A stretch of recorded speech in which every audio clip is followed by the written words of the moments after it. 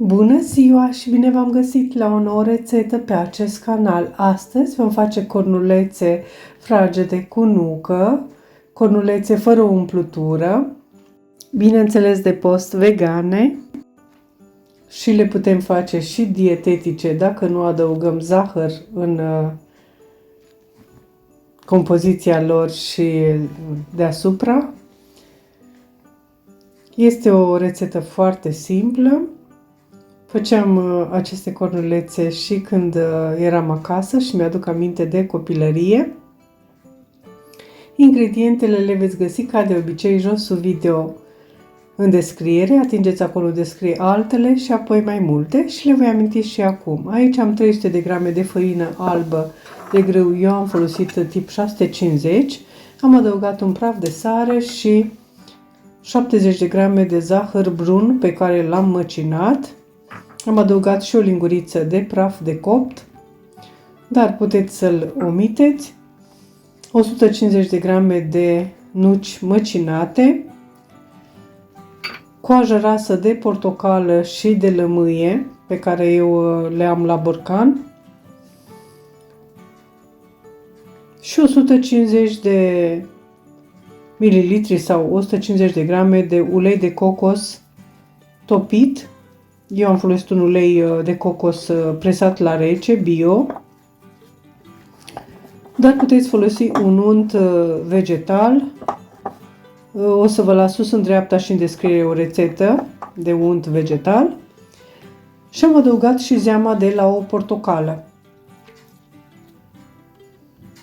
Și apoi vom frământa foarte bine cu mâna acest aluat până toate ingredientele sunt foarte bine omogenizate.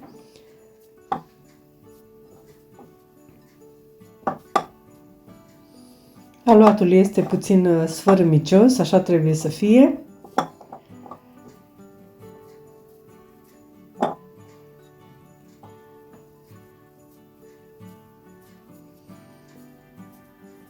Îi vom da această formă rotundă, așa trebuie să arate aluatul, deci este moale, dar nelipicios și este sfărâmicios.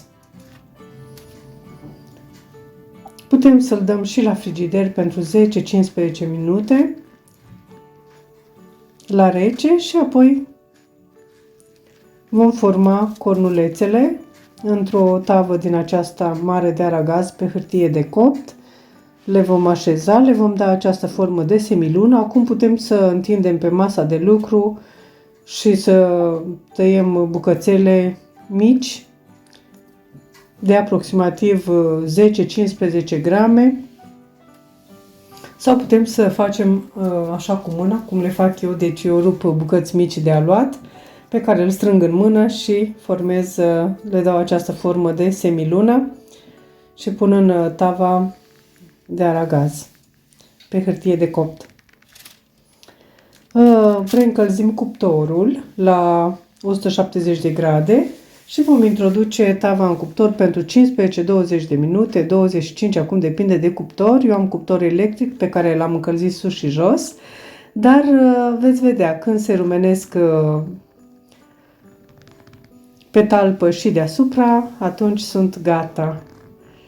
Bineînțeles, după 15 minute puteți să le verificați.